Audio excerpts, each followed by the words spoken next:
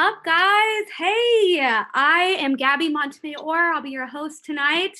I am not Colton Dowling, as you can see. My name's GABI. I pronounce my last name Montemayor, but my parents would say Montemayor. But I say Montemayor because I'm a disappointimento, you guys. I don't speak Spanish. Both my parents are fluent in Spanish, and I do not. I think my parents were hoping I might like pick up Spanish on the streets. I'm from San Antonio. People speak Spanish in San Antonio unless you live in the neighborhood where I grew up, which was super Jewish. So I learned a little more Yiddish than Spanish growing up in school. Not cute, not fun for me. People call me a bad Mexican. Anyways, speaking of things that are white, Cinco de Mayo, happy Cinco de Mayo, guys. Yeah, I'll be drinking this margarita for about 10 more minutes and then I'll drink a second margarita. I encourage you to join me, imbibe in the beverage of your choice. It's your house, it's your business. No one needs to know what you're up to. But you can tell us in the chat here on Twitch or wherever you are. Just let us know what you're drinking. This is Isolation Comedy. This is the Isolation Comedy Show. We're doing this twice a week. It'll start moving to Fridays in a couple of weeks, but for now it's twice a week. And this is put on by Comedy Wham. Comedy Wham is awesome. Comedy Wham is Austin's source for like all things Austin comedy. There's like features and podcasts and news and articles. And it's put on by some really awesome people. And they're here to help out Austin comedy. And so when this, pandemic started, Comedy Wham decided to put this show together to kind of help comics out who are sad and missing stage time and missing money that they could have been making. Sorry, guys, not to rub it in. It sucks for all of us. And so with that, you should donate. You should donate to Comedy Wham. The PayPal should be here. You can donate to comics individually. So every time there's somebody that you like is up, you can see underneath them where to donate and where to give them a couple bucks. Nothing makes us happier than like $3 from a stranger on the internet. You guys, really, it would make these people's week. And maybe even more. If it's more, if it's less, they'll still be really excited about it. So donate. Throughout the show, you'll be hearing some laughs. You didn't hear them in the beginning because my jokes weren't that funny. But you will hear laughs with these other hilarious comics coming up. And those are the other comics. So we are you'll be hearing people because it's hard to do comedy without responses. So some of us are listening and laughing when things get funny. And I'll also be bullshitting with you guys in the chat. So if you're on Twitch, use the chat, tag me at GabMonty. I can be nice, I can be mean. We can make fun of whatever you want together. We can share margarita recipes. It'll be great. So yeah, that's the spiel. Let's get started with our show. We have a hell of a good show for you guys tonight. It's like mad international, y'all. We got Canada. We got the UK. We got Denver. It's gonna be wild. There's tons of people. You're gonna have a great time. Give virtual round of applause to your first comic. She is amazing. Nicole has performed all over the country and has also performed at the Red Clay Comedy Fest in Atlanta. She also has a food blog and a podcast called Did You Eat? Let's clap for Nicole Yates, guys. Yeah.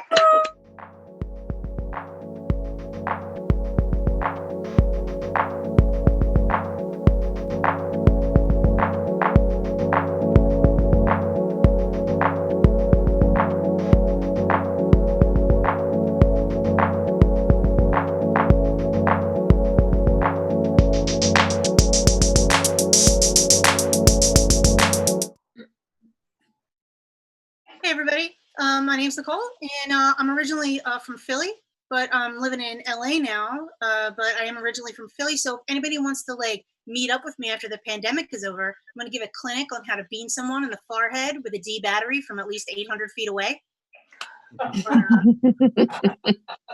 If you want to fight me, this is where I'll be. I live in LA now. I'm real easy to find.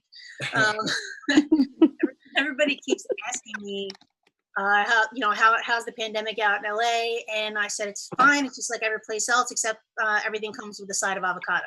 So it's all good.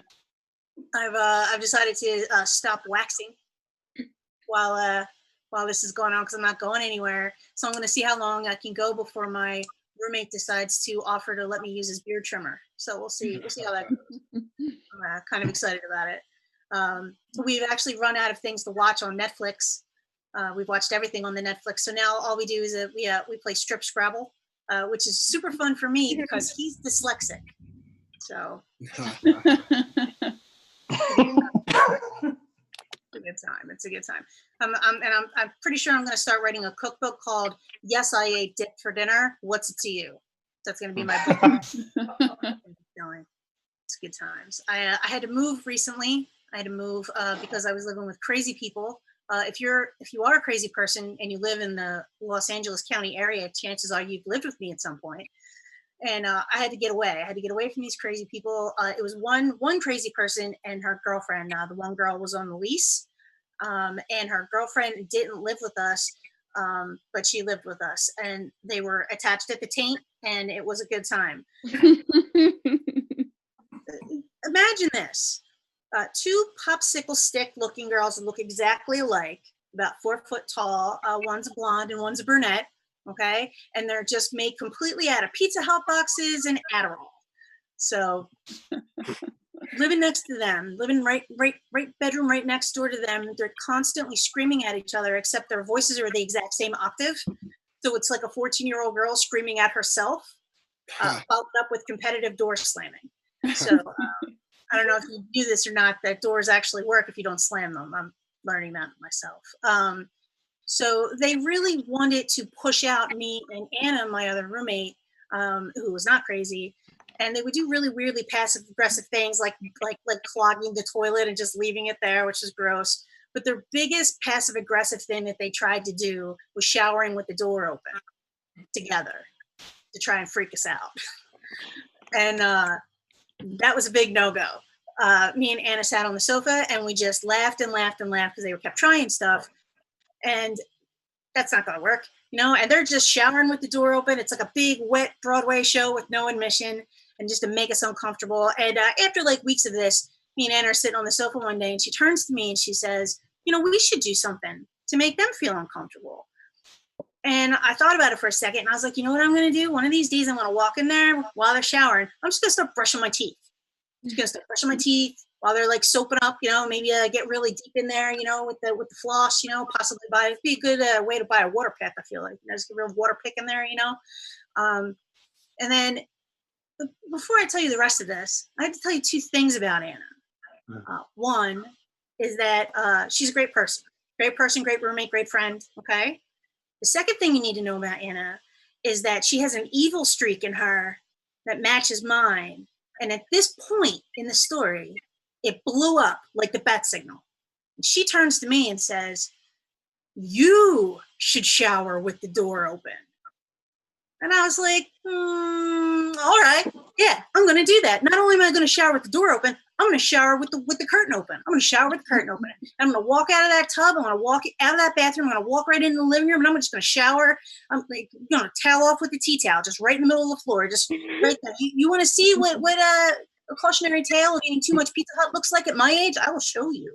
And just towel off right there, right in the middle of the living room. Just kind of take it. Just there it is, right there. You want to see why my ass is so flat? I will show you why my ass is so flat. And I have to tell you guys, I only had to shower with the door open twice. And then they finally started shutting the door. That means two things. One, that image is burned into their head for eternity. And two, I win. And that's really all that counts. That's all that counts, you guys. All right, well, that's it for me. Thanks so much for having me. And thanks so much. Woo!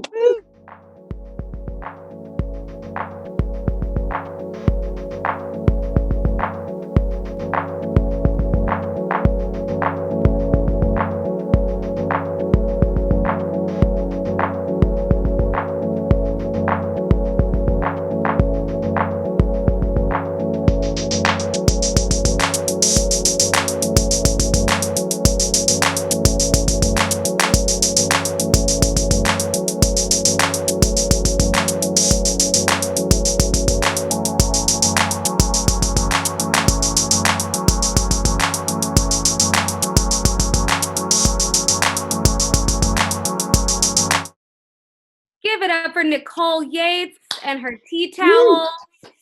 Big fan of Pizza Hut. Why don't you Venmo her a couple bucks? Maybe she can get a big box and upgrade her towel situation to something a little more size appropriate. Anyways, we've got another great comic for you. This is the best British comedian on the lineup tonight. Give it up for Ryan Mold, you guys. Woo.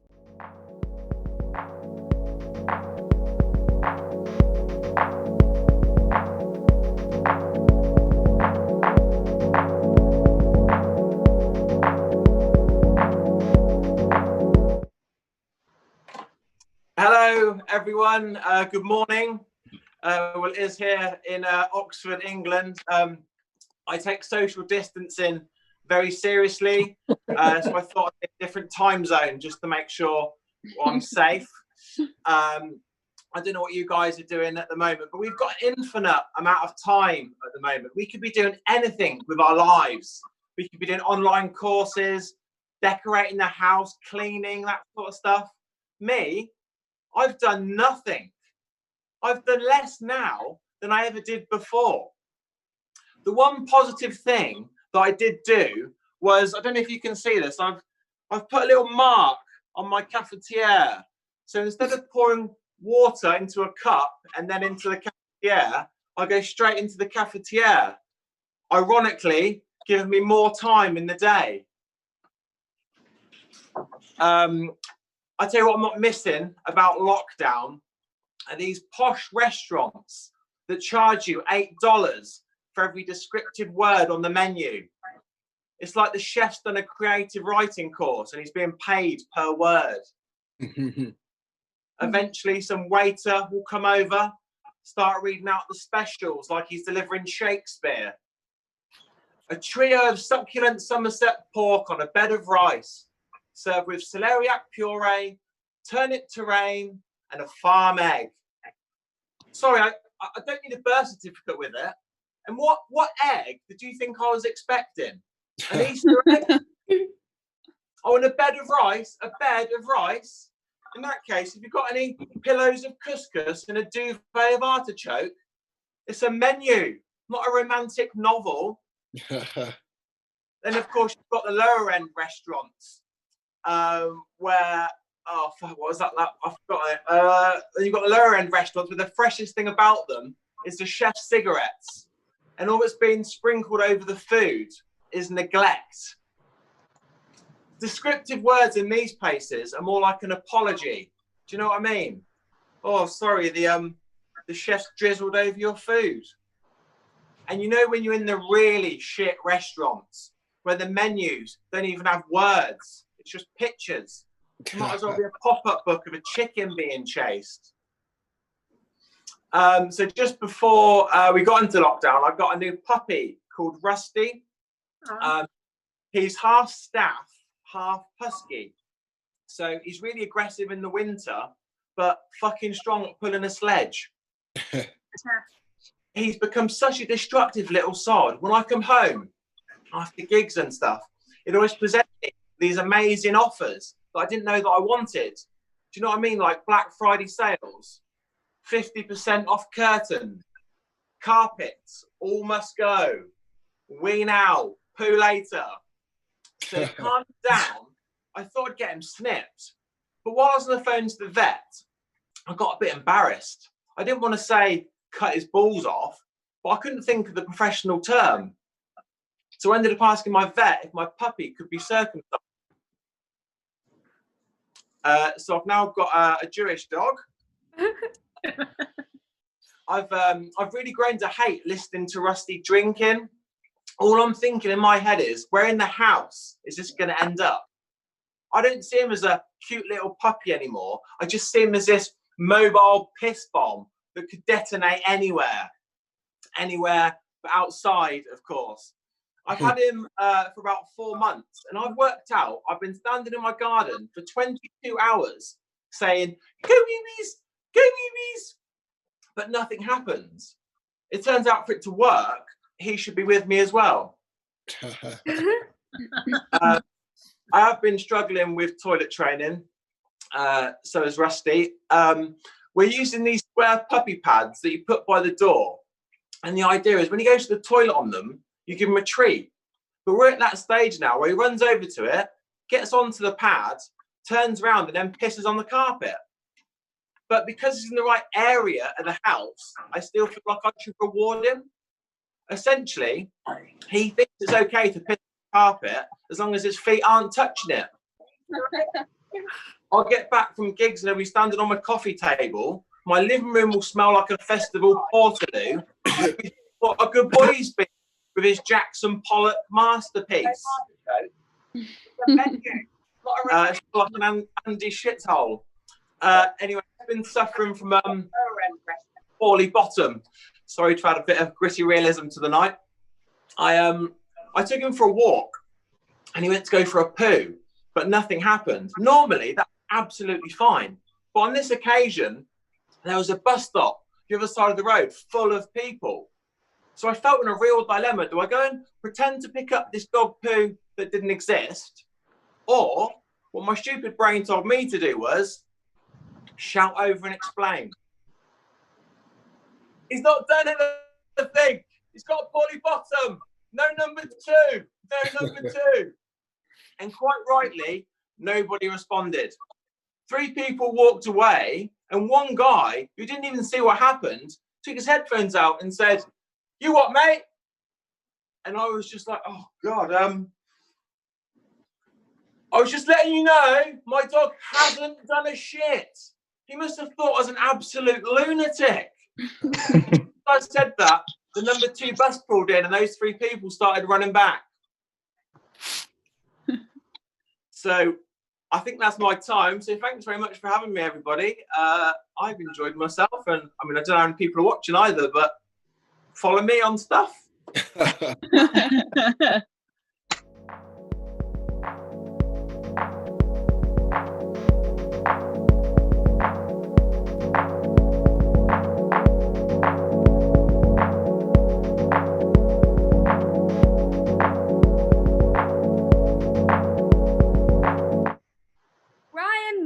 Everybody, and its dog Rusty, the mobile piss machine. I love that band.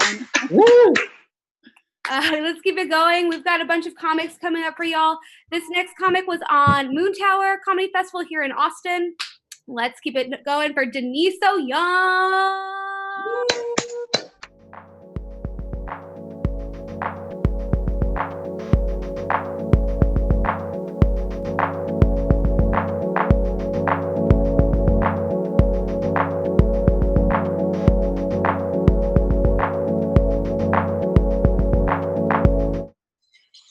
Yay, thank you guys. Thank you, Gabi, for hosting, and Valerie and Laura and Richard for setting this up. Of course, thank you to everyone for joining.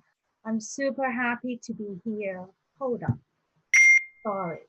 I got my post-it note mixed up. That was just my typical intro in my conference call and my day job. It works here, right? Right. Cool. Looks like my night job of mainstream comedy is just like my day job in corporate America, which is I listen to a lot of white people talk. Forcing how great they are. Awesome. I think I'll do well tonight. Thank you. But I know we have audience member in Twitch from East Texas to Central Texas to North Texas. Welcome everyone here. Is everyone staying at home and practicing social distancing? Good. I'll just assume you guys are like me, a rule follower. That's great. That's the right thing to do, right? To save lives.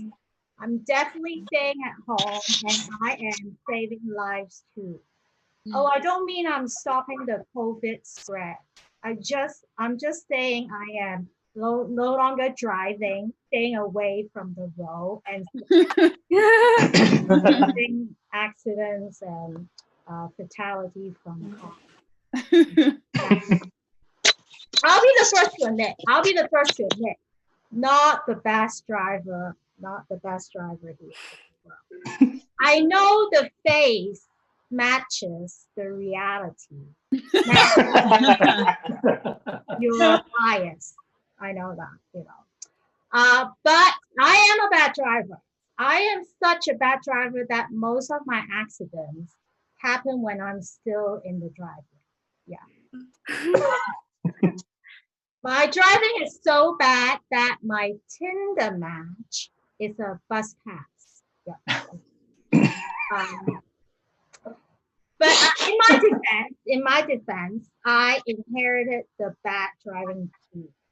My father is also a terrible driver. He's what you guys might call a triple threat driver: Asian, elderly, and blind.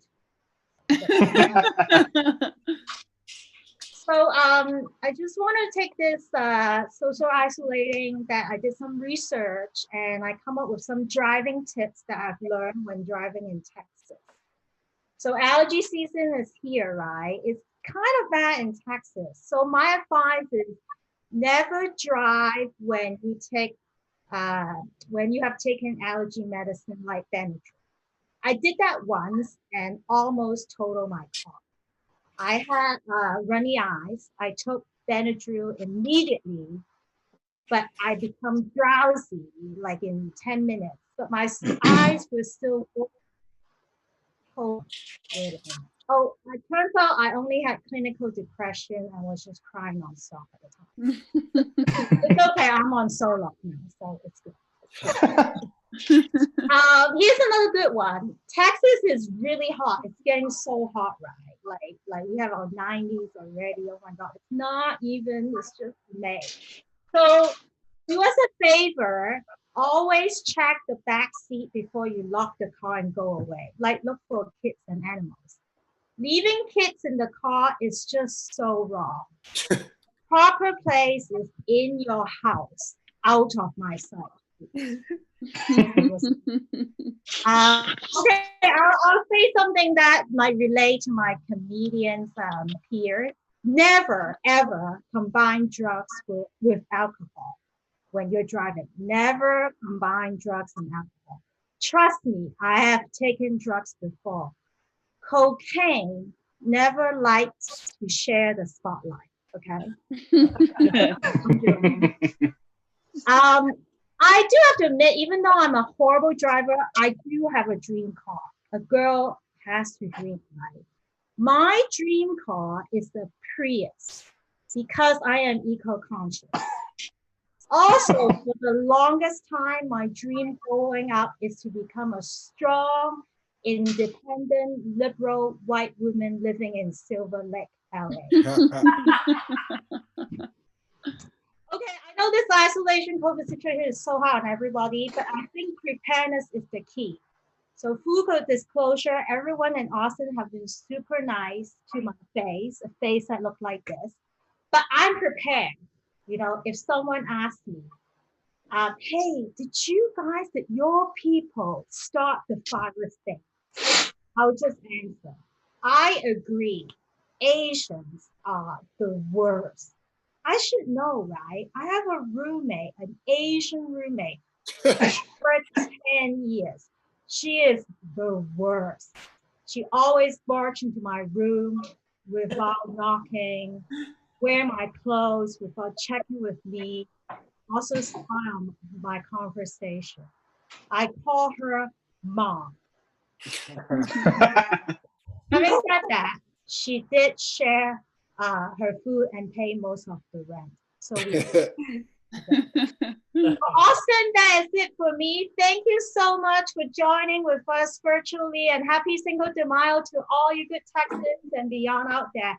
Now back to you, back to Gabby. Thank you.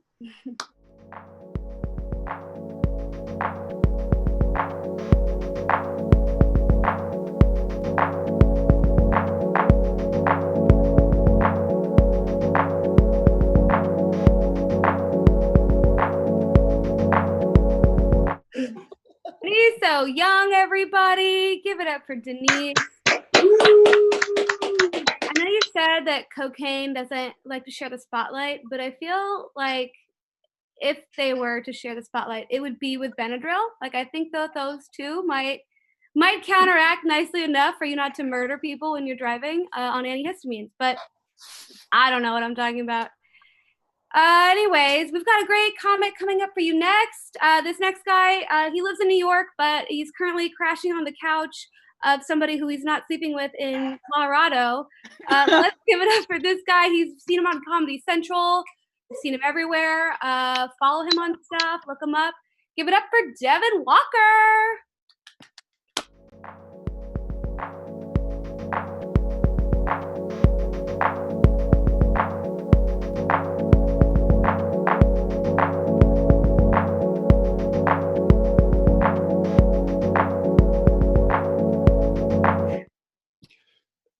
Hey guys, what's up? It's me, Devon.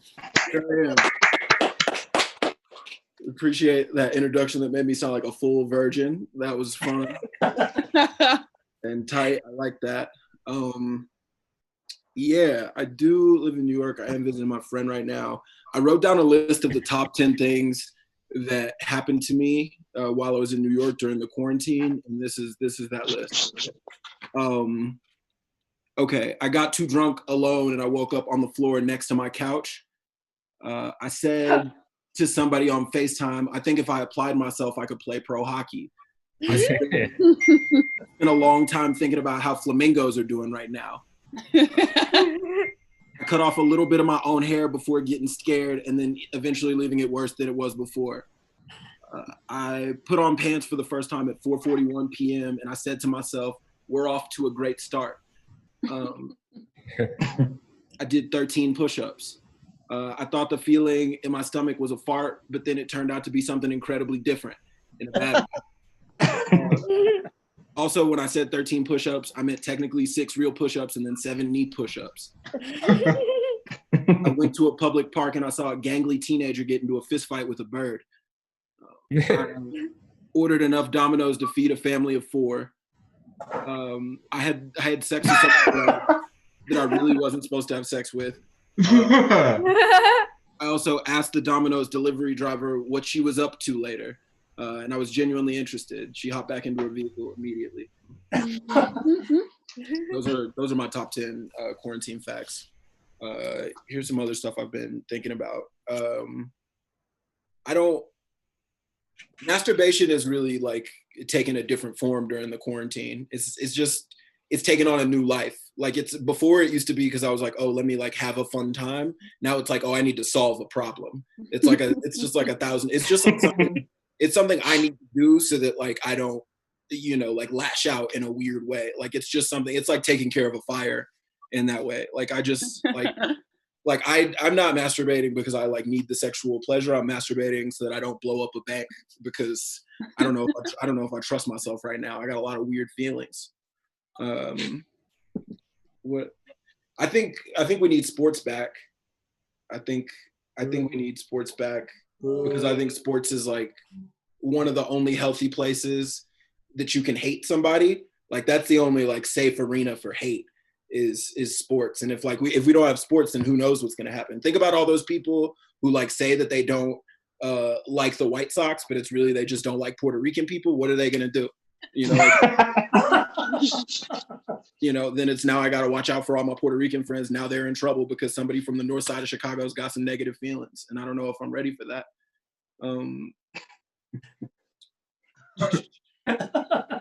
The quarantine's kind of made me realize like how different of a place we're in comedy wise.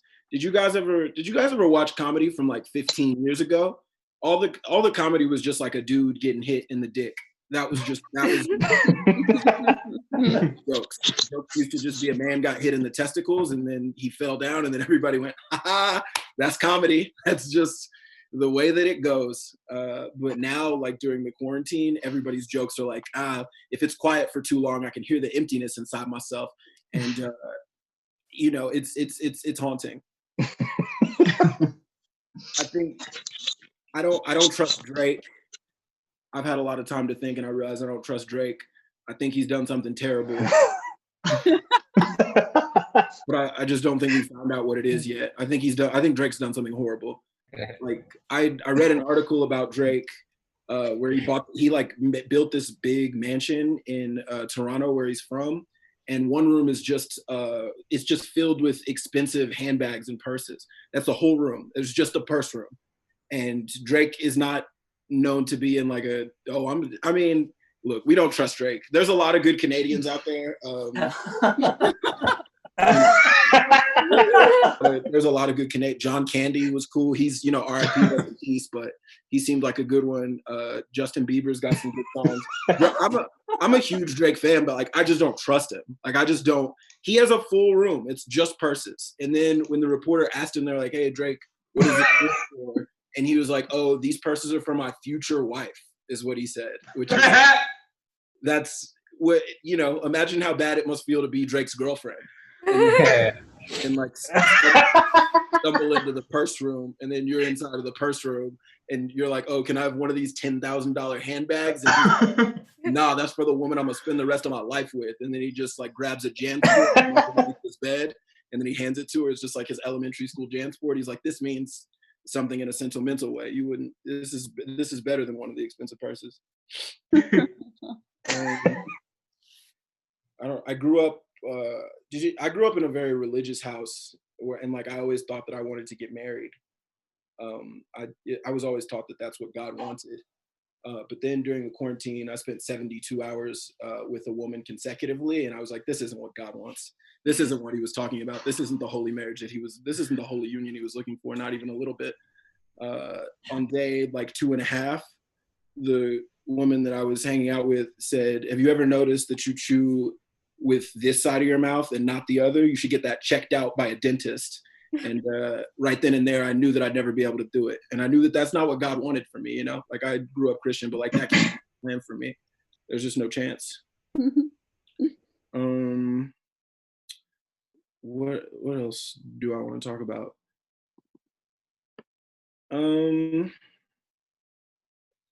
I got my first comedy job, and it started during the quarantine, which it's been an interesting experience. I got my first job where it's like I just get paid to do comedy, and I think there's so little money in comedy that it really like distorts your view on like what a lot of money is. Because I was really excited about this amount of money, and then I told one of my friends who just has a regular job how much money I was making, and he was like, "Oh yeah, that's almost as much as I made like my junior year." And I was like, "Oh, okay. Yeah, cool, absolutely. I'm excited to do this new thing." Is there anything else I want to say? Okay.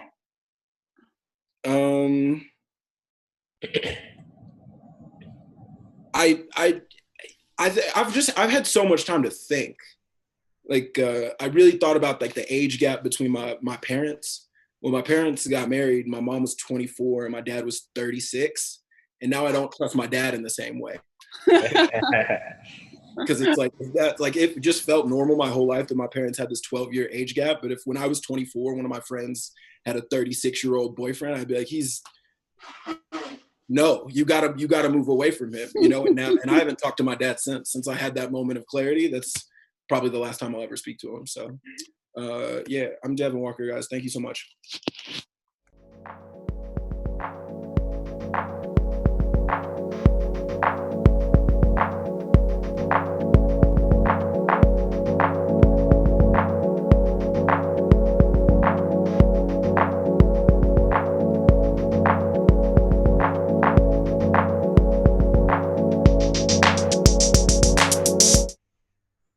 For Devon one more time, guys. Make sure to Venmo him. Send him a little cash. Just because he's making money doesn't mean he's making a livable wage. Let's make sure pitch in where we can. Pitch in with all your comics. And if you love everybody equally, that's cool. You can just send it to the Comedy Wham PayPal. It should be somewhere, or it'll be here later. Or ask for it. We'll send you that information if that's the only thing keeping you from opening up the purse strings. All right, we've got another comic coming up. This gal is very funny, very cool, very Canadian. She's been a weekend regular at the Corner Comedy Club. You've seen her on Sirius XM Radio. She's been a part of Just for Laughs Comedy 101 Roast Show. She was nominated for Best Newcomer and Breakout Comic and all these other awards. And she's also the creator and producer of Slut Parade, a sex-positive comedy show. You guys, give it up for ALLE Pierce.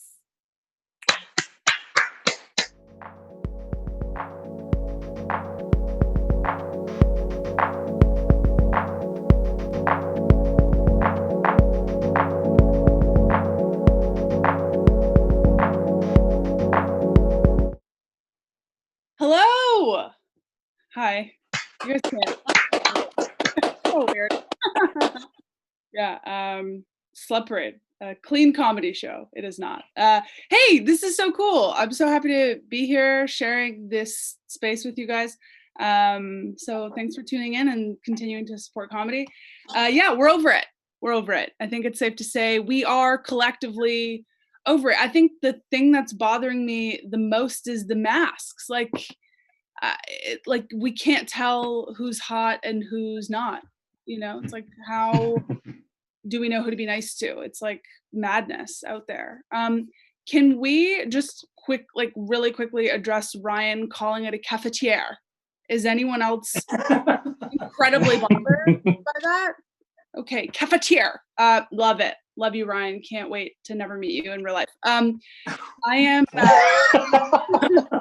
who knows, right? But it's not looking good. I'm currently staying with my boyfriend's parents. Yeah, we're all just locked together in a house. It's unbelievable. They can hear me. It's crazy. And there's this conversation all the time, like, are you guys gonna get married? Here's the thing, everyone in my family's divorced, so I'm with Devon all the way. Like, I'm not into it. My cousin, right before quarantine, he got married. He was married for 1 month and he got a divorce. Isn't that? Yeah. I was like, I haven't even had my next period yet. That's insane. Absolutely had dairy products in my fridge that lasted longer than that. I gave him a cash, gave him money, you know, pretty standard, I think. Do I get a refund? It's under 30 days. What's the policy? Clearly a faulty product, I think it's safe to say. I don't want to ask. I feel rude, but it's like, are our weddings a pyramid scheme? Like, can we get to the bottom of this? Because everyone at the top is making a whole bunch of money, and then their friends and family are like, yeah, I guess I'll invest. I don't know. And then 6 months later, you're like, what do you mean the company doesn't exist anymore? How do I get a refund? It's like, you don't get a refund because one of the founders of the company already put your money into a stripper's pocket. So it's gone. Not a pocket. You guys know what I mean. You knew. I'm supposed to go to 5 weddings. I mean, they're not happening. I hope they're not happening. I decided I'm not giving anybody cash this year. If I'm invited to your wedding, I'll write you a check, but I'm putting both your names on it and I'm dating it for 2 years after the wedding. So you gotta want it. You gotta really want it. I don't hate weddings. I don't hate them, but it's like, why is there an entrance fee? You know, it's like, if I wanted to eat terrible risotto while I got hit on, I would just overcook some rice at home and hang out with my uncle. I don't need to leave the house. A lot of times you think of, you know, the wedding industry is $1 billion industry. We all have a lot of time on our hands. If you're interested in a career change, that's where it's at. Like, we're gonna run out of oil. That's a finite resource. Forget that. But we're never gonna run out of unreasonable women. So that's where the money is.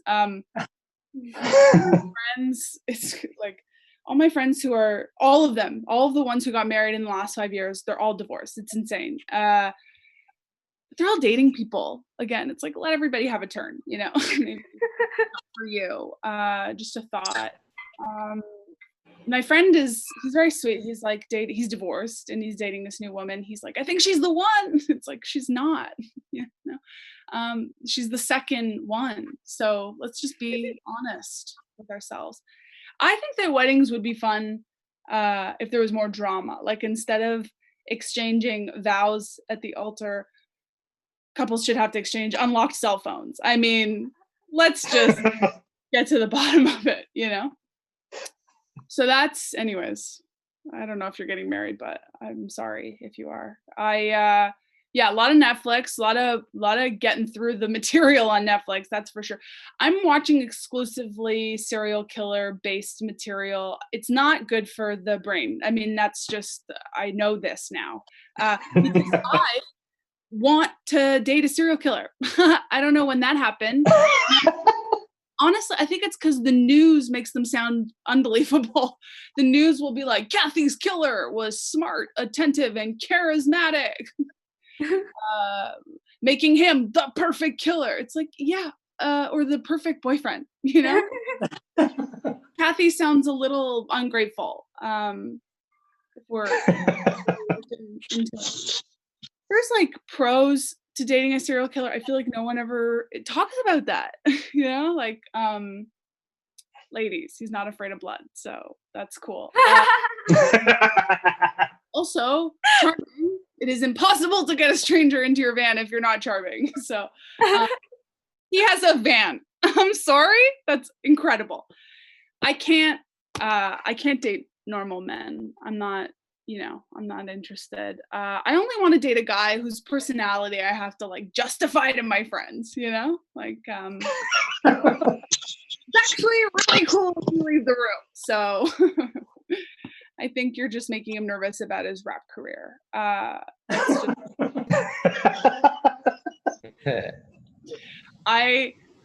This is a real thing my ex-boyfriend said to me. He was like, Allie, you look your absolute best during sex. Wow. What a terrible compliment. And I said to him, can you imagine how good I would look if you made me come? Can you just in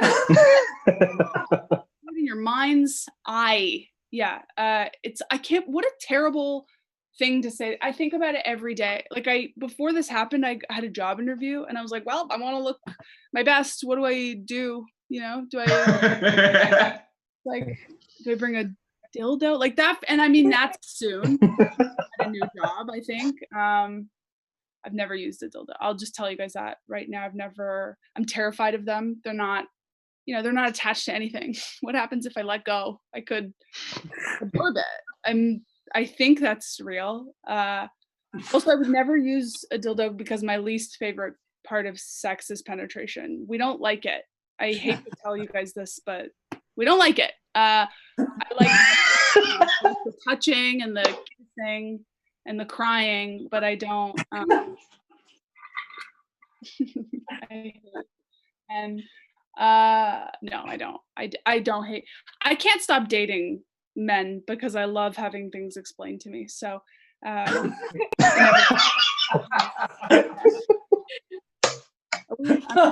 Okay, I don't know. When my ex and I were together, we had a pregnancy scare. I was like, hey, my period's late. What are we gonna do about it? He was like, we are gonna smoke some weed because you need to relax. And I don't know if it was the unemployment in his voice, but I immediately got my period. Isn't that like your body is so in tune with you? It was like, no, abort mission. So we started to use condoms. After that, he didn't like that. He was like, they don't feel as good. I was like, obviously, you know, they don't look good either. It looks like the ghost of your dick is trying to haunt me. So I don't want any of that. I feel like I have to go soon, so I'll start, you know, chugging that way. I don't know what that was. I'm sorry. I'm a 30-year-old woman, and I don't know where I pee from. Isn't that insane? Like I don't like, I'm not an idiot. I know I have 3 holes, but it's like, where are they? You know? Like there's the hole that I pee from, wherever that is, the hole that I have sex with, obviously, and my vagina. So it's just like really confusing for me. But I was like, okay, I'm gonna get to the bottom of this. So, you know, I took my jeans off. I had a little peek between the curtains, and my boyfriend walked in. He was like, what are you doing? I was like, I'm trying to figure out where I pee from. And he right away, he was like, right there. And I was like, oh, okay, doctor. What is this? He was like, Allie, that's your clitoris. I was like, so you do know where it is. Okay, wow. Plot twist. This was really fun. Thank you so much. Thanks, guys. And thanks for supporting comedy. Thank you. Bye.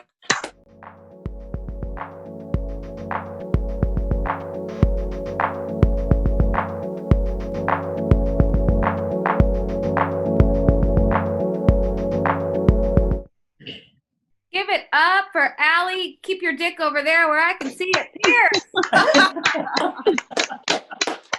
Allie said, no, thank you. Costume change. I was getting hot and I turned off the AC because I'm considerate of the sound in my apartment for you guys. Anyways, we've got a few more comics. What are we? 1, 2, 3, 4, 5 more people. I love so many of the people you guys have coming up. Y'all are so lucky to have this kick-ass lineup and to have me hanging out with you. It's great. It's Cinco de Mayo.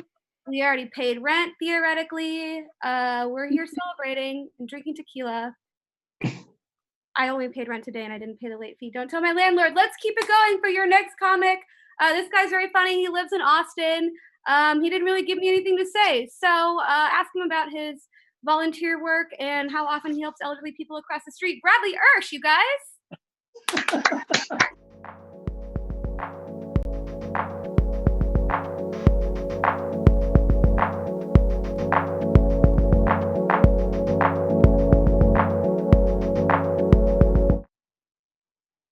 Hey, I don't know how to start this, but I also had a pregnancy scare recently where I thought my water broke, but it turns out I was just peeing. How's that? I don't. So like when this whole quarantine started, I went to a wedding like right before everything shut down, and we got in the Uber to go to the wedding. And it was me and all the other groomsmen, and then the groom, and he was sitting in the front seat. And we got in, and he was like, "Oh yeah, you guys going to a wedding?" And we're like, "Yeah, we all got tuxes. We're going to a wedding." And he was like, "Big mistake." Like honestly, the worst driver you could possibly get. And he was like, "Dude, you better have sex now, because when you get married, the terms change." And we were like, "Wow, the weather is crazy today. Look at these clouds." Is anything to like take this off, because this is going to be, I don't know how long this drive is going to be. It could have been like an hour. It could have been 20 minutes. I'm not there for like directions. I'm just there for the ride. And then, so he gives us some really good advice. And I think in general, you should always listen to your Uber drivers. And he said, he said that you should have your wife sign a contract. Not a prenup. A prenup is like a legal document about, I don't know, money, I assume. I don't know. I've only listened to the Kanye song about it. But he said, make sure you get them to sign a contract to have sex with you. And I was like, I got to know more. Before I was like, let's talk about anything else. And at that point, I was like, I only want to talk about this. And then he said, I have by the way, this guy's like 50. I mean, he's not like one of my buds. Like he's like a pretty old dude. He said he's been through 3 marriages, and he said he has a contract with his current girlfriend that if she doesn't have sex with him 3 times a week, then he gets 1% more of the company that she owns. Which I don't even know if that's legal or possible, but then he immediately turns to us and goes, I'm at 54%. So like he must have been dating her for at least 54 weeks. So that's like maybe day 1 gave her the contract and he never got sex enough. And now he owns over half of her company and she's cool with it. Or this dude is completely out of his mind. And then I said, so do you like keep a log of this kind of stuff? Do you track this? And he turns around and looks at me like angrily. He's like, dude, it's a business, and keeps driving. I'm like, oh, okay, my bad. And then we just went to the wedding. We just like went and then celebrated this couple. It was insane. I would have given him 5 stars just because if I didn't, I thought maybe he'd like track me down and kill me or like make me sign a contract to have sex with him. I don't totally know, but that happened right before all this stuff shut down. So I had to start with that. Let's see, what else do I want to talk about? I watched this movie called American Made. It's a classic Tom Cruise movie. It came out a couple years ago. It's about the Iran-Contra affair, and basically it's about this like hick dude who gets enlisted or like asked by the FBI to like channel guns and drugs to like Nicaragua to like fund this coup or something like that.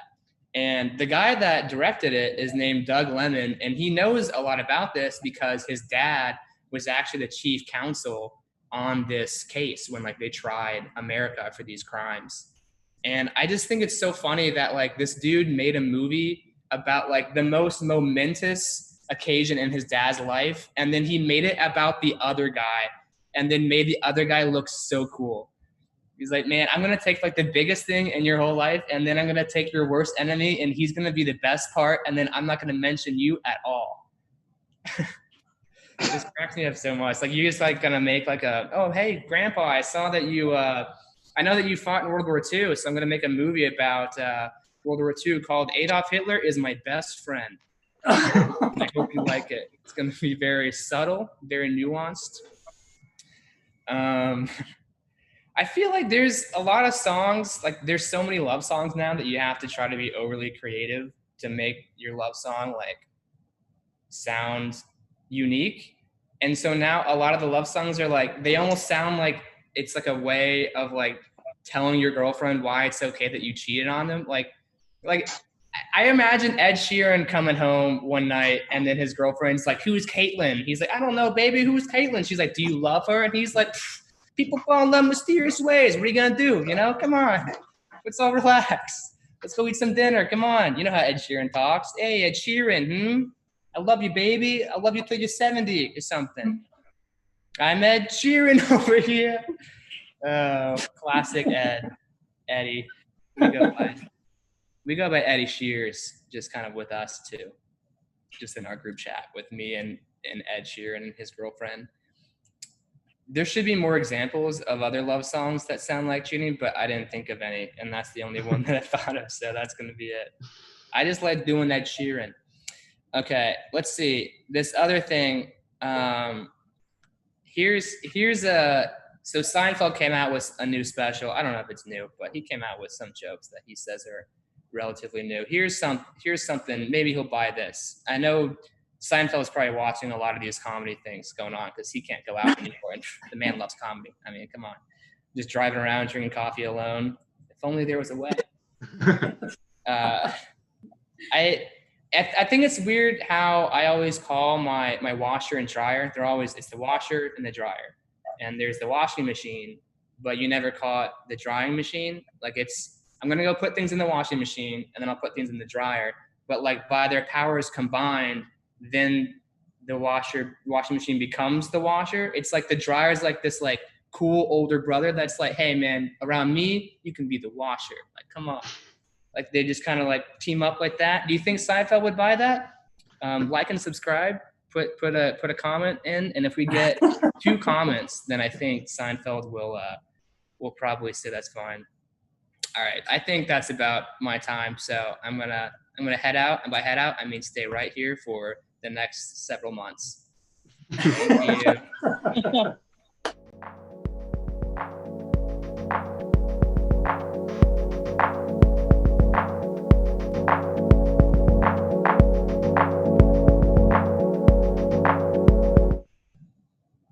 Give it up for Bradley, you guys. Bradley, give it up for him. That story at the beginning really shook me. 51% is too much for somebody you're not blowing to have of your business. But I'm unemployed, so what do I know? We've got 4 more comics tonight. Coming up next he's very funny. This guy also is based in Austin. Not only is he a comedian, but he does like illustrations and cartoons, and he put out a weird video recently where he was a sad minion. But most of the time he's just a sad regular guy. So let's keep it going. Hammons, you guys.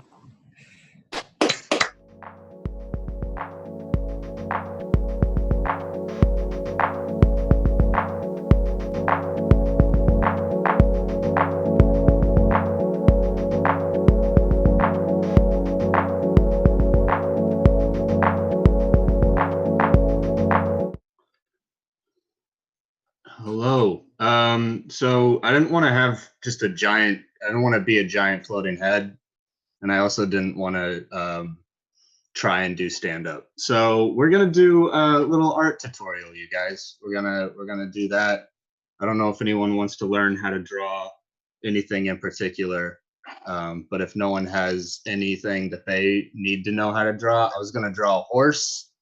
I don't know how to draw a horse, but I think I remember what one looks like if I think about it for long enough. So I think we're going to do that. I think we're going to draw a horse today. You're going to start, I think, with like you're going to start with a brush. We're going to do like a rectangle for a face. You get a good rectangle face on your horse and give it two good eyes and some nostrils, and then the mouth you can't see. The mouth is under the rectangle down here somewhere. That's haunting a little bit, but we're gonna keep it just for demonstrative purposes. They got pointy ears, and then you got a good neck. You get a good one. That's good. Little mohawk on your horse. Good little horse mohawk. Good. Okay, good. I'm watching the chat as we go, by the way, in case anyone is following the tutorial along at home. More rectangles for the body. You get a good bit of rectangles here. Anytime someone's teaching people how to draw, they always break it down into base components. And I'm telling you, everything is rectangles. Everything you've ever seen. Hands, rectangles. Fingers, rectangles. Eyes, noses, rectangles, man. All of them. So we're going to have that. And then we're going to get right here, we've got to get 4 legs. We're going to put one of them up front right here. We're going to have a leg right there. And that's 1, boom, rectangle right there. Perfect little horse leg. 2, second horse leg right next to it. Fucking fantastic. Man, I'm so happy with how this is going. We're gonna finish up this rectangle right here by closing out the bottom. How many people do you think in quarantine have shaved their pubes but haven't cut their hair? I'd guess it's a pretty good number. Man, the world is on fire, and I can't find my mouse. You're gonna have a little thing right here to show that this is a back leg. This is called the thing, or a haunch, and then you're gonna have the back haunch. I'm just gonna round that rectangle out just a little bit right there. I'm gonna do a nice little round ass rectangle right there. This is what we call a round rectangle in the business. Now the back legs, what you'll notice about a horse's back legs is that it has way more knees than you're used to. So you're gonna go this way, and then you're gonna go this way, and then there's gonna be a knee right there. But then there's like a second knee, and I don't remember. That might be backwards. I don't remember what it looks like off the top of my head. So we're just gonna throw it, boom. 2 knees on the back of a horse. You're gonna want double knees on your horse, and then we're gonna do it. I think we were wrong the first time, so we're gonna go backwards the second time, just to compensate. Really make sure we're covering all our bases, and that way you got both kinds of legs, and it looks like our horse kind of has to piss, and it has nowhere to go, and it's really worried about it. So we got a horse trying to piss, but it has nowhere to go. We're gonna finish this mane out right here. Good little squiggly lines, and you can take that all the way from the top right there. Bring that all the way take it all the way from the top right there, and bring it all the way back to the back right here. And we're gonna go here, and then you're gonna get that tail. You're just gonna do the same thing, but further out until it feels good. And then once it feels good, that's when you know you're done. And if it never feels good, take another pill. And here we're gonna do the feet, and the feet. Oh, I like that. I'm gonna go with that shape. And you can also pick a shape you like. But I'm gonna go with that. Tiny little, man, is a little. Oh, we're gonna stop real quick what we were doing with the horse and draw a little horse friend over there, the little horse feet, legs, and this is our horse friend. Yeah, hell yeah, horse friend, Hell yeah, horse friend. We forgot to give him hair. So anytime you forget to give someone hair, just give them a hat. That's another industry secret. We in the industry called the give them a hat technique. And then a bigger smile. Always a bigger smile than you think is appropriate if you want to make someone smile. Hell yeah, horse friend. We're gonna put him. Can I move him? Oh, can I move this guy? Oh, I don't know if I can move this guy. Hold up. Oh yeah, hell yeah, horse friend. Oh no, horse friend. Wait. Let's get that lasso. Let's get that lasso up in here. Here we go, buddy. Oh, dude. Fuck yeah, dude. Hell yeah. Okay, sick. So there's our horse friend hanging out with his horse. And let's finish these feet up. We got a little distracted, but we're going to get right back to them feet. And we're going to finish those up right there. Oh, man. I'm wearing a belt right now, and I'm so aware of it. Oh, first time in a very long time that I have done that, and it is on my body. Let's get rid of those lines. That's how you draw a horse, you guys. And we gave him a little friend to go with him. That's a horse. That's a horse friend. And then you can, there are variations on the horse. If you want to go variations on the horse, you can start just about anywhere. We're gonna start with let's start with another horse body real quick. We're gonna start with another little horse body. Give him his little horsey feet up top, and then come back here. You get that haunch we talked about. Get them knees. Get all them knees in there. That's good. And you can always throw in extra knees if you feel like it. Never feel like you added too many knees. If you ever want to go back, throw in some more knees, take knees out, however you feel is appropriate. That's how we're going with these knees right here. And this time, we're going to draw a sexy little horse boy, AKA Centaur. And that's how we're going to start this. We're going to start with this horse body because we've already mastered the horse body. As you can see, we've already really perfected the formula of horse body. And now we need to go back and really demonstrate how we can improve upon this formula. So we're going to put a big old beefy boy on top and get this big old, oh, look at this hunky boy. Give him some male presenting nipples. A nice little one of these things. Give him some extra packs. How many packs can we fit in there? Let's fit in more. Oh no.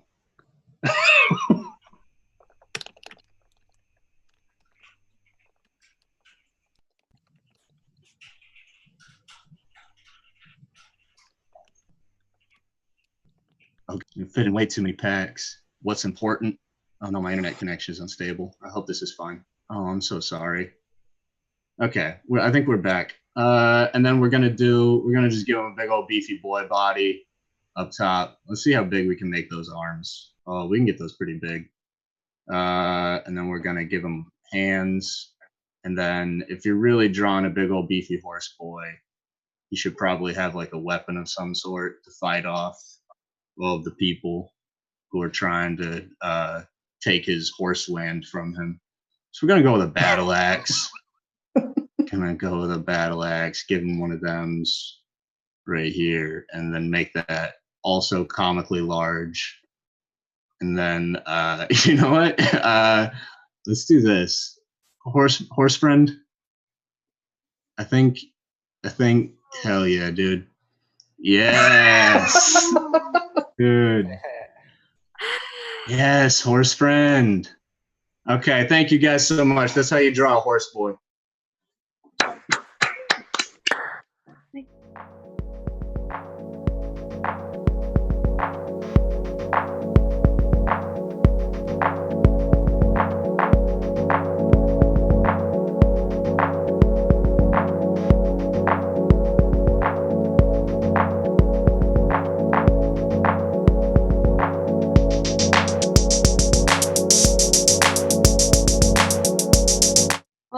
God, you guys, if it wasn't for that comedy light, the horse friend would have not made it. Anyways, just send some money to Harrison. He clearly needs fucking help, okay? Mhm. He needs help. Anyways, we have 3 more comics tonight. I don't think there's any more drawing tutorials, but there will also not be horse murder. So things are gonna look good for the rest of the night. This next gal, she's great. She's very funny. She's also got kick-ass hair. I've been admiring it. It photographs nicely. Emily, you have beautiful hair. She hosts this podcast called Alone at Lunch, and you've seen her at a few other festivals around town and the United States, but also the Out of Bounds Comedy Festival. So that's pretty badass.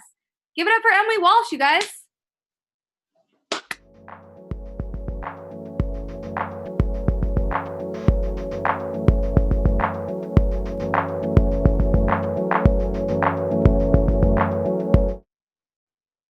Hey guys, I don't know how to follow horse friends, but I will do my best.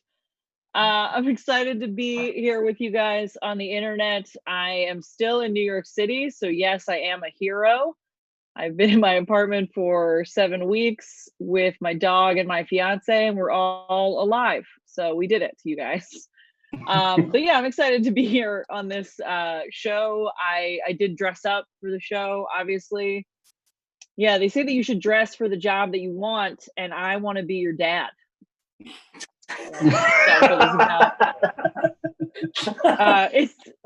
I don't know if you guys have style icons, people you want to look like when you get dressed in the morning. I always really want to look like a rude barista. I don't know if that's relatable, but I feel like I always land somewhere much closer to saddest girl at a tech startup.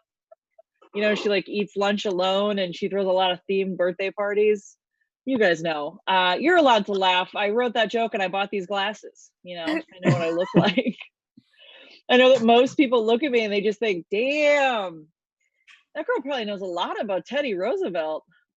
I do. If anybody wants to talk about it, ever. I have no job. I have nothing going on. So if you want to have some bully pulpit chats, I'm around.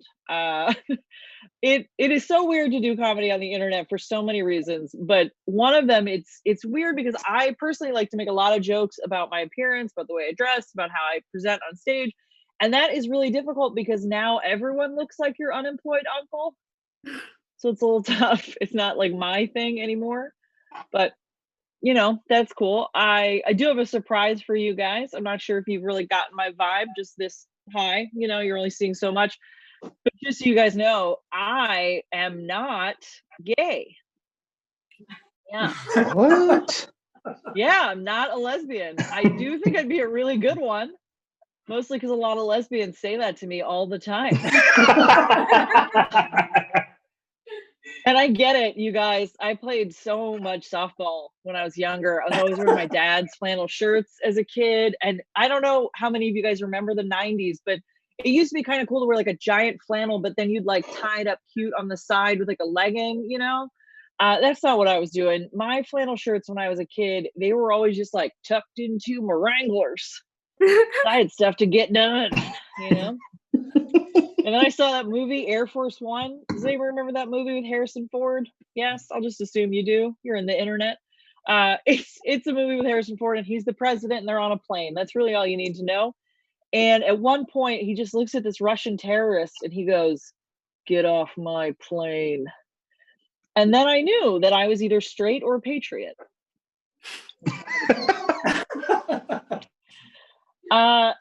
I'm not gay, but people have been calling me gay since I was about 14, and I totally get it. I am not offended by it, but I do try to figure out why, you know, I try to do a little gay detective work.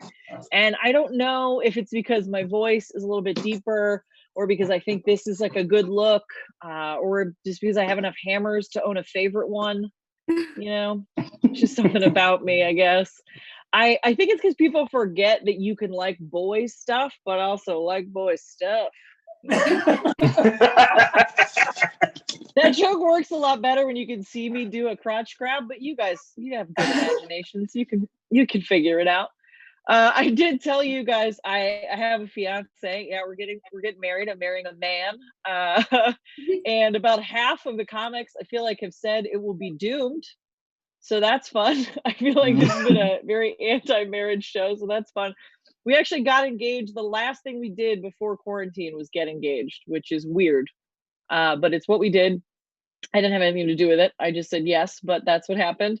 And it has given me very weird expectations for both quarantine and engagement, because I've never been quarantined without being engaged. I've never been engaged without being quarantined. So I just assume everyone's quarantines, you're having like extra sex and drinking champagne and people are calling to congratulate you all the time. Anybody? No? And I just assume that all newly engaged people eat all the carbs. So many carbs. All the carbs. I am in New York City. I know a lot of you guys, a lot of the comics are in Texas and other places, and who knows where the audience is. You guys are in the internet, but we're doing pretty good in quarantine, me and my fiance. It is frustrating. We don't have jobs. We just sit here. He has found a job on some sort of virtual farm. I don't know if you're familiar with the video game Stardew Valley. He's planting a lot of fictitious vegetables, certainly more than we've eaten in 6 weeks. And the one plant that's in our apartment is dead, but his virtual farm is thriving. So I guess that's good. And we're going a little stir crazy. And I think the frustrating thing for New Yorkers is that all of the quarantine tips are 1,000% geared towards people in houses, like families in houses. Like, it's like, oh yeah, did you want to do like a little workout? And then the whole workout is jumping jacks. We're just going to assume you don't live above your landlord in an apartment where you could get evicted for that many jumping jacks. You know, and if you're bored, just go spend some time outside, you know, just get out there in the yard, maybe have a BBQ, you know, throw some stuff on the grill. Or if you're bored, maybe head to your craft room, you know, that extra room that you don't need, that you just have in there. Maybe it's full of yarn and stickers and stuff. Just make some crafts. I don't know. I don't understand why people who aren't in a city, who aren't in an apartment, are even mad they have to quarantine. Like, are you too sunburned from all those barbecues? Is that why you're upset? Are you tired from counting all the rooms in your house? Do you just miss Applebee's that much? You know, I can't figure it out. Maybe that's not sympathetic in this crowd, because you guys are like, I fucking miss Applebee's, you know? I've been in the same 3 rooms with my fiance for 7 weeks, so that's where I'm at. People keep telling me to be productive. Everyone keeps being like, there's a lot of time, you have time, you should be productive, you should use your time. And something people keep saying on Twitter is that Shakespeare wrote King Lear in quarantine. But is that even one of the good ones? You know? Like when he wrote Hamlet, he was out there and he was touching faces. He was getting it in, you know, with strangers. He was doing it, you guys. He was out there. What else? We don't need to talk about quarantine anymore. You guys know what it is. You're in there too. So me and my fiance, we dated for 6 years before becoming engaged. And a lot of people thought we were just never going to get married, that we were against marriage. And I don't have anything against marriage, you guys. It's just weddings. You know, like weddings are kind of only fun if you either have like a giant pile of money or you're really good at crafts, you know? And I'm here on the internet begging money from strangers. So neither of those things are going for me. And, you know, weddings always get the families involved, you know, the bride's parents, the groom's parents, everyone kind of noses their way in. And we don't have time to get into it. And this has been a fun show, but my dad is kind of dead to me. He's actually dead to you guys too. He's dead. So I'm gonna have to father the bride myself, you know, just sit in front of a mirror and be like, I'm so sorry, sweetie. We can't afford all that. You're gonna have to get married in the backyard. But yeah, dead dad jokes don't really work on the internet, because you guys can see into my house. It's far too well lit, and you're like, that's sad. It's sad. It is sad. It is sad, you guys. We can talk about my mom. She's alive. Yeah, that's the best thing about her. That's her best quality. That's mean. That's mean. We shouldn't be mean in quarantine. I haven't gotten a light. I lost track of time with the horse. I don't know when I started. 1 minute now. Okay, great. So I feel like it must be very weird to be dating right now, because it's kind of like you're just writing letters in the war you don't know when you're going to see that person again. You're just really long missives. And I have a lot of friends on dating apps, and I get why we need dating apps for the future of the human race, but they are all very superficial. You know, you're just swiping the faces of potential murderers, you know, and they're also getting very specific. And so I've actually been brainstorming. I have a couple app ideas I'm just going to run by you and I'll get out of here. But, you know, they're all just a little more specific, a little less superficial. So the first one, you know, you want something to do with the person you're dating, something you guys have in common. So you just upload your criminal history, and it's called literal partner in crime. That's what people wanted. All right, that doesn't work. We got another one. It's just called Are You Tall? I feel like that would be, you know, a lot of women just dumping perfectly reasonable men because they're not tall enough. We got Scissor Sisters. That's for lesbians who like to coupon. They can find each other. They'd be pretty happy. Yeah. Garbage Person. That's if you want to date somebody with really great union benefits. We got Bump and Grind. Next one is Bump and Grind, and you just answer one question. It's whether or not you prefer coffee or cocaine. I think it's a pretty hard line in the sand for most people. We got Full House. That's just whether or not you'd let John Stamos raise your kids for you. And then I'm going to leave you guys with my favorite. It's called Friends with Benefits, and it's for people without health care to find somebody that does have health care. I think that's actually going to bring this country together. I'm Emily Walsh. Find me on the internet. Have a great night. Okay, bye.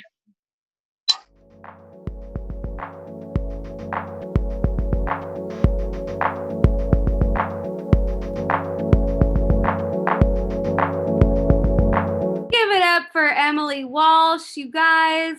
Show her some money for her sad wedding without her father present.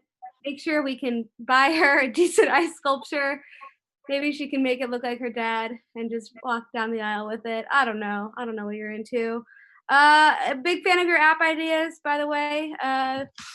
Give me in the beta test for Bump and Grind. Guess which is my favorite. We've got another cool comic coming up next. This guy is punk as fuck. He's really cool. He's really funny. He's got some good stories for y'all. Give it up for Paul Wiener, y'all.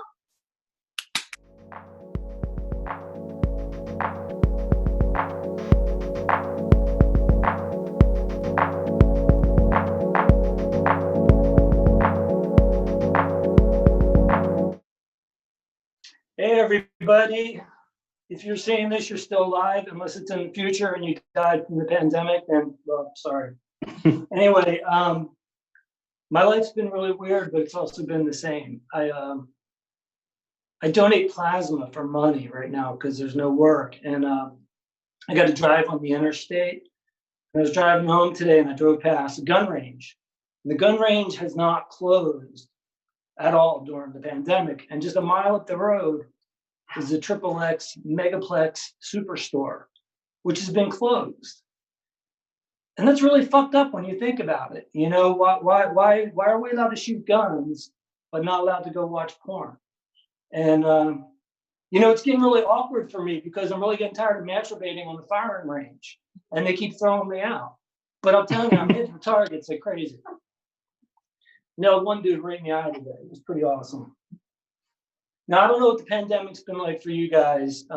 For me, it's really not that big a deal. A lot of people are bitching and moaning about having to be stuck inside and everything like that. And I'm like, get on the depression train, guys. I've been doing this my whole life. Okay? You're just stealing my thunder at this point. I've been living indoors, wanting to kill myself since I was 8.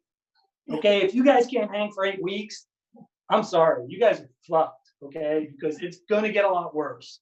It's going to get really fucking bad. I also want to say happy Cinco de Mayo and St. Patrick's Day to all my alcoholics that don't know what fucking day it is and don't care that they miss those holidays. What else is going on? I like trolling people, though. I've been trolling this this group, very, very ritzy neighborhood here in Austin, and parents are complaining about their kids. And they're demanding the summer camps all be open. They're really concerned, though, about things that I guess, you know, you should be worried about. They're concerned about drugs and alcohol and suicide and stuff like that. And I'm like, you know, if that's what you're going to do, man, you can do it with your kids home. I lost you guys on that one. Holy shit. Anyway, I've been hustling for money, and this is one of the weirder things that's happened to me is I deliver food for people kind of under the apps because I'm not into the apps.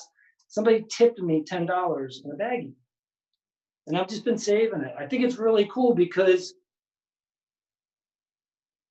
I used to get drugs in baggies, and now I get money in baggies. And I used to give people money, and they would give me drugs. And now I give them food, and they give me money. But the thing is, this shit smells like cocaine. It totally smells like cocaine. It's so weird. So weird. I'm telling you guys. Anyway, you might be wondering to yourselves, what's up with this guy over here? That's my little baby Michael Hutchinson. He's a reincarnated singer from NXS. But he's a big fan of Tupac. So, yeah, things have been pretty fucked up, as you can tell. I have not done comedy since March 12th. So this is the closest I've come. And I wouldn't even say I'm doing comedy right now. So, you know. But it was an interesting day the last time I did comedy. My sister overdosed on that day back in New Jersey. And I've been waiting for this shit to end so I can get back there and find who sold her the fucking dope. Because I really wanted to see if it was that fucking good. You know? It's kind of tough. You guys know who that guy is, right? Yeah. We got that's as political as I'm going to get. It's been weird, though. You know, if this doesn't work out and I can't get any money doing this streaming type thing, me and my girlfriend, we're in love. You know, we fuck because we're in love. And that's what people do when you're in love. You fuck for love. But we might take this idea here. And if you guys really want to help us out, because we might fuck for money. And if you want to see it, pay us. And if you don't want to see it, pay us. It's basically extortion. I'm from New Jersey. What do you want me to do? You know, we just had a comic earlier from Philly. She knows what we're talking about. She fucking throws batteries at people. We do for fun. You know, you can tell I'm from New Jersey too, because even though there's like no traffic on the roads, as soon as I get behind the wheel of the car, I'm just like, oh, fuck. And then I start the car.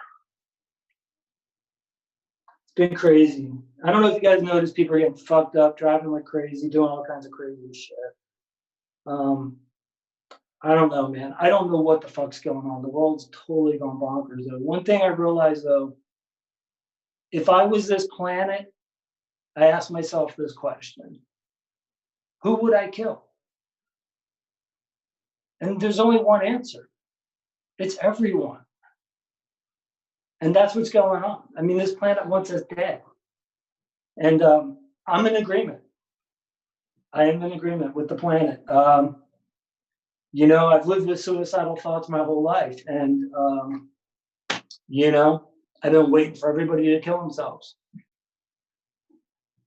You guys are just taking too fucking long. Holy shit, I've never, ever done this before.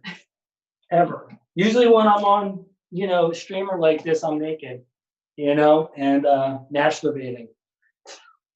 So this is different. This is a very different experience for me. My girlfriend has to suffer through this. I got a quarantine teenager here. He's literally locked in the bathroom now, taking a shit.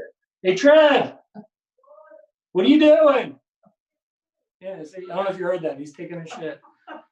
He knew I was going to do this, so he just bailed. We should go in there. Is the door locked?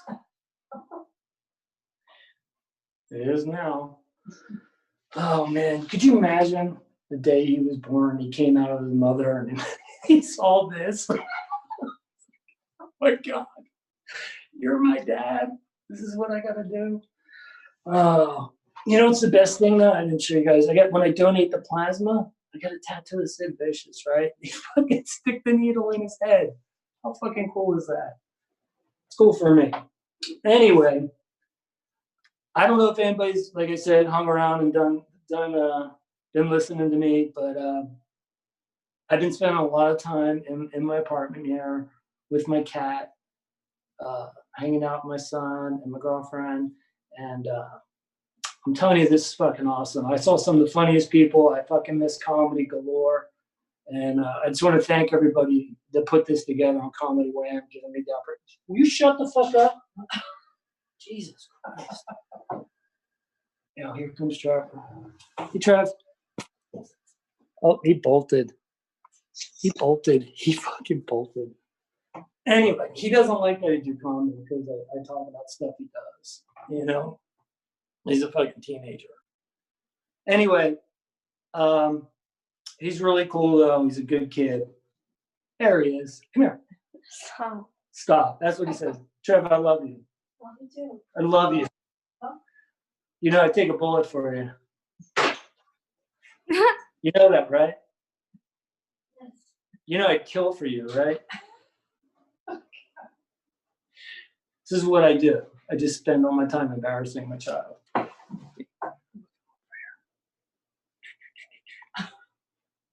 It's the teenager in his natural environment. Say hi.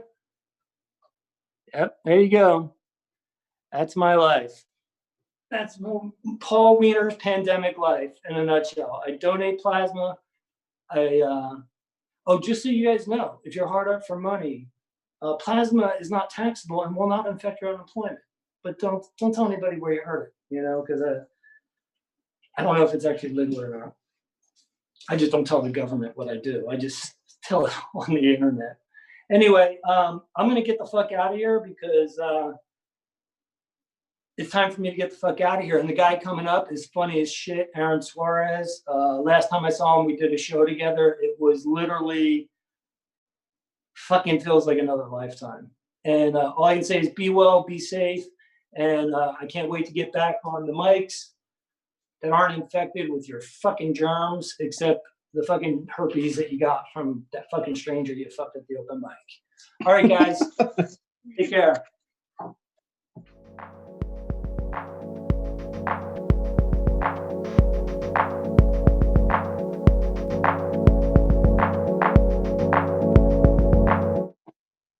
Paul Wiener, give it up for him.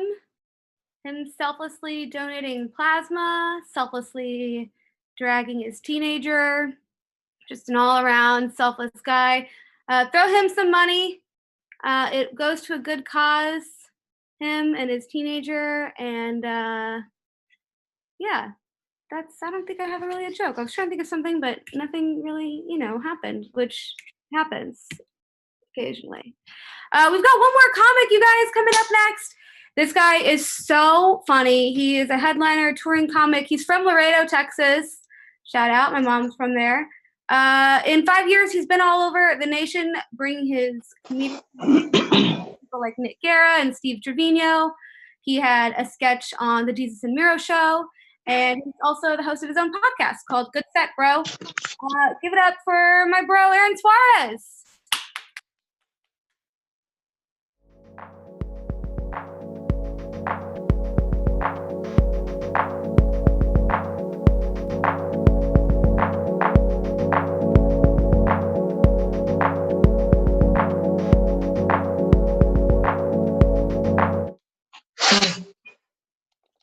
Hey, what's up? Get up for Gabby, man. Make sure you Cash App her or Venmo her so she can get a nice hotel and make out with her dog. She tongues her dog, super hot. Guys, I'm getting older. This pandemic's getting harder. It's teaching me a lot of things about myself and how I make decisions as I get older. I'm 35 years old. I went to Walmart the other day, and as I'm pulling up to the parking lot, I just see three people walk in, and instantly I just went, nah, and I just left back home. Like, that's all that happened. It's just what decisions are so super easy now. I'm pandemic dating. I'm messaging people, giving them the whole spiel, like, oh, if we make it through this, maybe we should do something. I was messaging with this girl. She was really nice. We actually like each other. But a month passed, and then the quarantine was starting to go where she started coming up with excuses during quarantine. We started making plans, and she was like, you know what? This quarantine brought my marriage closer together. So I was like, fuck, all right. I get it. The virus is rough, man. It's a rough thing, but But not only is the virus rough, now we have to deal with flying bugs, which, by the way, their first name is Murder. Murder. That a scientist named a bug Murder. Can you guys comprehend that real quick? Who's in charge of that shit? Hey man, we found this new bee. Oh, let me check it out. Oh, yeah, that's a murder hornet. It makes I can't take it anymore, man. What's next? A rape grasshopper? I don't know. You know? Yeah. I see you guys laughing, but you have your mute button on, so fuck you. Yeah, I can't take this anymore. Happy Cinco de Mayo to everyone. Happy Cinco de Mayo. Yeah, once again, guys, I just see you clap, can't hear anything. Yeah, man. I don't know if you can tell by my face. I'm originally from Texas. Yes. It's rough, man. I would think a pandemic would bring people closer together. You know what I mean? That's something. I was the only reason I'm saying this because I was outside of a food truck the other day, and practicing social distancing and everything. And out of nowhere, a guy in a pickup truck that wasn't wearing a mask, mind you, just passes by and just yells out, "You fucking taco muncher!" And I got very upset. It happened so fast that my only response was no. Like that's it. That's all that came out of my mouth. I had never experienced anything in a pandemic. Racism in a pandemic. Here's the thing. It wasn't so much that I got angry, but I was very confused. So I don't know if it was racist or just a great observation. I mean, to be fair, I was outside of a taco truck, but fuck that guy. I knew what he meant. He was trying to hurt me, and that's the thing that I don't know, man. It's weird. Here's the thing that really pissed me off the most about this guy. It was his accent, right? Because everyone knows who that accent belongs to, right? You just pass by, "You fucking taco muncher!" Woo! Y'all know who that accent belongs to, and you're thinking it right now, and you're right. North Koreans. Yeah. Racist ass North Koreans. It's crazy. I said that. I said that joke last year in New Orleans, Louisiana. And some racist guy was like, "Walls work, buddy." And I was like, "What?" He's like, "Walls work." I was like, "Really? Huh?" Didn't stop Katrina. So, well, it didn't. It didn't. A wall couldn't stop water. You're going to stop a clever Mexican? That's not the thing. The cool thing, though, I mean, I live in a border town, so the positive thing about pandemics is that there's no Trump rallies, or anti pro-wall rallies. You know what I mean? So that's pretty nice. I remember I stumbled across a pro-wall rally last year, and they were making their cute little chants. They were saying, "Mexico should build that wall. Mexico should build that wall." And they were doing it at this park that I always go to. So I went to the park and I was minding my own business, right? Just going to the Mexican flag store. And out of nowhere, I interrupted some lady mid-chant, and she was like, "Mexico, hey, you should build that wall." And I was like, "What was that?" She was like, "You should build that wall." I was like, huh. I mean, I could barely build my credit. I didn't know what to tell her, We can't. I mean, I'm not even good at Jenga. You want me to build a wall? I'm not that kind of Mexican, My uncle, he can, though. He's really good at it. Yeah, man, things are weird. I got a service dog, Yeah, so that's nice. Doesn't get blowjobs, surprisingly. That's weird. Weird. I didn't think came with a certificate and everything. I was like, "Where's the blowjob?" Yeah, man. So it's just everything's weird. Can you imagine being a porn star and catching the coronavirus? How much of a kick of the nuts would that be? So much unprotected dicks in you, and you get a sneeze got you. It's so that might. I think about that a lot. Like, I wonder if there's a porn star out there right now with coronavirus, just being like, "Are you kidding me? I mean, the herpes is fine, but this, my throat hurts." Yeah, things are just getting weird, man. I researched Cinco de Mayo today, and I didn't find anything. I don't even know why we're celebrating right now. Like it just said, I don't know. That's what Google said about Cinco de Mayo, and we just enjoy it a lot. I am from a border town down here. Actually, we're not. Laredo is not known for a lot of things. We are known to be the #1 drug trafficking bridge in America. We're losing $1 million daily for the border being closed. But what I'm trying to say is Laredo, we like to party. That's what it is. Laredo, we love to party. Especially at the after party. If you're not from Laredo, everyone knows that the party doesn't start to the after party. I remember every time I walk into a Laredo after party, I always I turn into Jack Skellington, like from The Nightmare Before Christmas. You guys ever seen that movie? Of course you have. I walk in and I break into song. I'm like, oh, what's this? What's this? There's cocaine everywhere. What's this? Are you willing to share? What's this? There's vomit on her hair, and I don't care. There's a lot of drugs in my city. Is what I'm trying to say. There's hood rats building snowmen and sniff it all away. All right, that's enough with the singing. I don't do the devil's dandruff. Cocaine's not my personal preference anymore. I like smoking weed. I really like smoking pot a lot. I just sometimes though I smoke too much where my thoughts start dissecting themselves. You know what I mean? Like like I don't know. I start having weird epiphanies.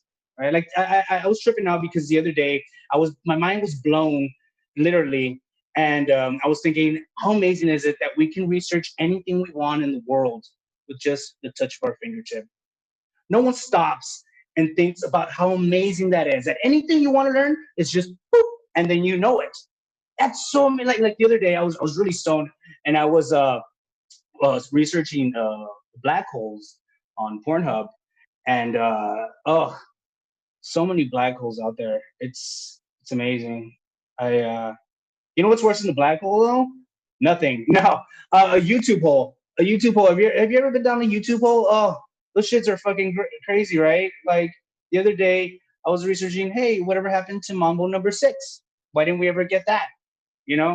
And 2 hours later, that spiraled out of control, and I'm watching Japanese kill dolphins. Like I don't even know how I got there, but I stay committed. That transformed into something even more weird, like Asian languages and the cadence of Asian languages. Now, if you don't know what cadence is, it's basically like a rhythmic pattern, and every Asian language has one. Like Chinese, it's like ni hao ma, sum bai, fum ba. That's not real Chinese. I'm good at imitating language. The other one is Japanese. Japanese is a little bit more aggressive, more forward, like once again, not real Japanese. It's just really offensive. My favorite, I learned that in Thailand, most girls have dicks. That's something that you learn off the internet. I love getting high, man. Last time I got too high and I stumbled across an old anti-dope ad. Now, if you're as old as me, you've seen this thing. It's a guy who's in a kitchen, and he has a frying pan, and the camera starts panning to his face, and he's like, "Hey," he's like, "Hey." He grabs an egg, he cracks it in the frying pan, and it starts sizzling. And I'm just there, blown out of my mind watching. So he puts the egg in the pan, it starts sizzling. Then he picks it up. He's like, "Hey, this is your brain on drugs." And I'm high as shit, people. I'm like, some fried eggs would be great right now. Like, you get really hungry with weed, Where am I at on time? All right, well, my name's Aaron Suarez. Thank you guys so much for tuning in. It's the first time I ever done anything like this. Give it up for your host, GABI. Venmo me, Cash at me, whatever you want to do, and give some money to everyone else here. So thank you, and hopefully I'll see you guys soon. Bye.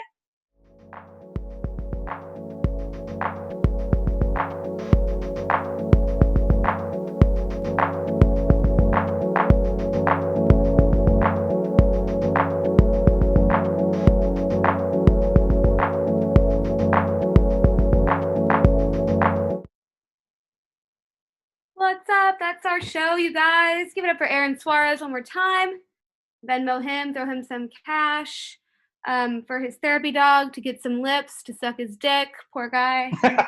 He can get whatever it takes. Did you see there's this girl that has these lips? I saw it on Twitter. They were literally like the size of like 2 big toes. Like, boop, boop. It looked fucking gross.